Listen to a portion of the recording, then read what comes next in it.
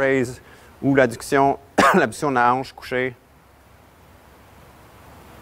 Tout le monde a déjà donné ça comme exercice, là. Pourquoi? Parce qu'on se dit, bien, on voit du valgus dans son squat, on va faire l'abduction des hanches. Ou il faut activer la chaîne postérieure, parce qu'apparemment c'est important, on va faire des hip raises. Okay. Le même problème qu'on voit dans le Superman va revenir dans le hip bridge. OK. Ici. Oui, toi. Tu vas te coucher sur le dos. Okay. Là, tu vas faire un hip raise. Parfait. Monte, descend, monte, descend, monte, descend. Est-ce que tout le monde la voit? Est-ce qu'on aime son hip raise? Hein? Est-ce qu'on aime ça? Comment tu t'appelles? Catherine. OK. Catherine est très forte. Fait que Catherine, tu vas faire ça à une jambe maintenant. Le gros défi. On monte, on descend. Donc, José Lévière serait fier, là.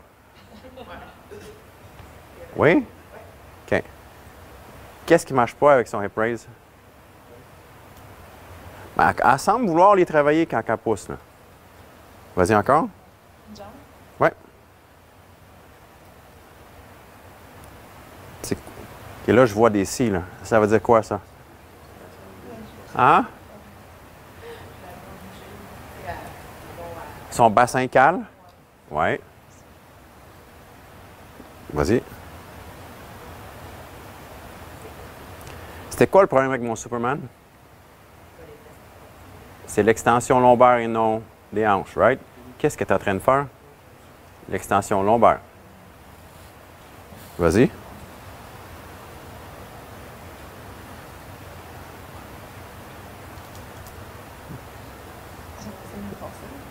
On s'entend que vous êtes des entraîneurs, puis c'est difficile, là.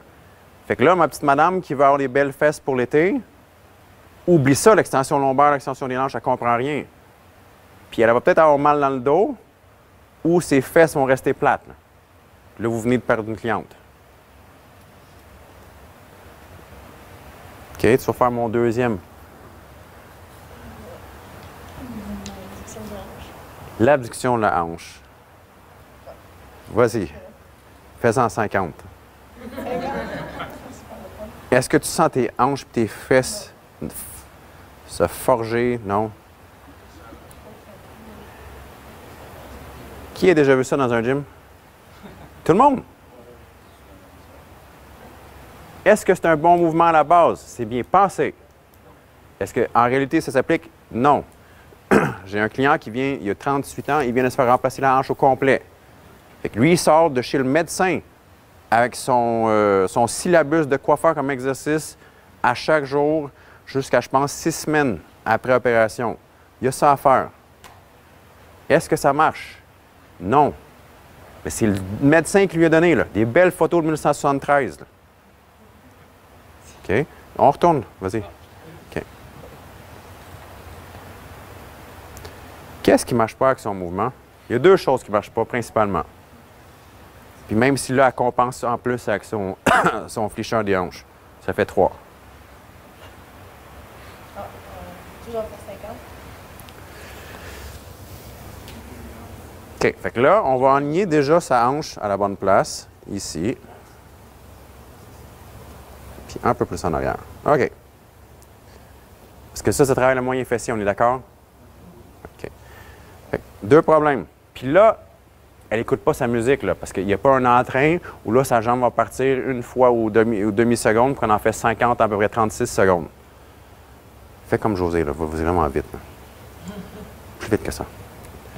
C'est ça qu'on voit. Là, va plus vite que ça. Plus vite que ça. Oui. OK. Va plus haut, là. All right. Il manque juste le bandeau fluo, puis elle est prête. OK. C'est quoi les problèmes? Quels sont les problèmes avec ce mouvement-là? Même si c'est bien pensé. La hanche bouge, OK. Fait que même si moi, je guide sa hanche ici, vas-y,